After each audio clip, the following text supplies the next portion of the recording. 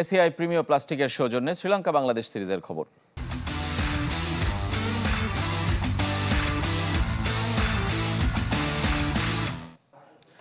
সানাত জয়সুরিয়ার ছোঁয়ায় বদলে গেছে শ্রীলঙ্কার ক্রিকেট। ক্রিকেটার হিসেবে যেমন খ্যাতি ছিল বিশ্বজোড়া, কোচের ভূমিকায় দারুণ এক দল গড়ে তুলেছেন লঙ্কান গ্রেট।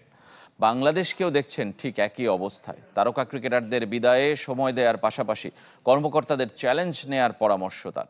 স্বীকার করেছেন রাজনীতিতে যোগ দেয়া ছিল জীবনের অন্যতম বড় ভুল। ডাম্বুলায় জয়সুরিয়ার সাথে কথা বলেছেন রেদওয়ান শোয়েব। চায়ের কাপে সমাজ বদলের ঝর্ণা তুলে আগে গোছান নিজেকে। প্রিমিয়ার টাইটানিয়াম আলমিরা, গুছিয়ে ফেলুন জীবনটাকে।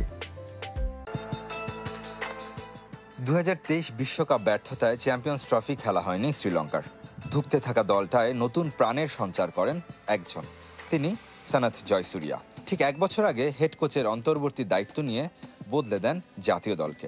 3 ফরম্যাটে ধরা দেয় সফলতা। ওয়ানডে র্যাঙ্কিংয়ে 4 নম্বরে উঠে এসেছে শ্রীলঙ্কা। সত্যি বলতে আমার কোচিংয়ের তেমন কোনো অভিজ্ঞতাই ছিল না, তবে ক্রিকেট বোর্ড আমার উপর আস্থা রেখেছে, যা আমার মধ্যে আত্মবিশ্বাস তৈরি করেছে। আমি চেষ্টা করেছি সেই আত্মবিশ্বাস ক্রিকেটারদের মাঝে ছড়িয়ে দিতে। চাঁদের গায়ে কলঙ্কের মতোই জয়সুরিয়ার ক্যারিয়ারে আছে কালো দাগ, যদিও সেটা রাজনীতির ময়দানে। ইউনাইটেড পিপলস ফ্রিডম অ্যালায়েন্স ইউপিএফএ থেকে 2010 সালে জাতীয় নির্বাচনে সংসদ সদস্য নির্বাচিত হন মাতারা হারিকেন। হয়েছিলেন প্রতিমন্ত্রীও, কিন্তু রাজনীতি তার জন্য নয়, বুঝতে পেরে নিজেকে গুটিয়ে নেন। অন্য ক্রিকেটার রাজনীতিতে এসে কি করেছে না করেছে আমি সেগুলো নিয়ে বলতে চাই না, তবে আমি অনেক বড় ভুল করেছি। সেই ভুলের জন্য সবসময় আক্ষেপ থাকবে। সিনিয়রদের অবসরে ধুঁকছে দেশের ক্রিকেট। সাম্প্রতিক পারফরমেন্সে সাফল্যের গ্রাফ নিম্নমুখী। লঙ্কান গ্রেটের পরামর্শ বাংলাদেশের প্রতি। ট্রানজিশন পিরিয়ড প্রতিটা দলকে এমন পরিস্থিতির মধ্য দিয়ে যেতে হয়। এক ঝাঁক অভিজ্ঞ ক্রিকেটার হারিয়ে বাংলাদেশও এমন সময় পার করছে। নির্বাচকরা নতুনদের দিয়ে চেষ্টা করে যাচ্ছেন। অনেক সাবেক ক্রিকেটার এই মুহূর্তে বোর্ডের বিভিন্ন দায়িত্বে, তাদের চ্যালেঞ্জটা নিতে হবে।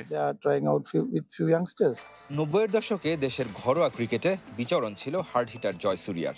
স্মৃতির পাতায় এখনো অমলিন বাংলাদেশ অধ্যায়। আমার খেলার ধরন বাংলাদেশের মানুষ পছন্দ করত, সেখান থেকে আমি অনেক ভালোবাসা পেয়েছি। মোহামেডানের হয়ে খেলেছি।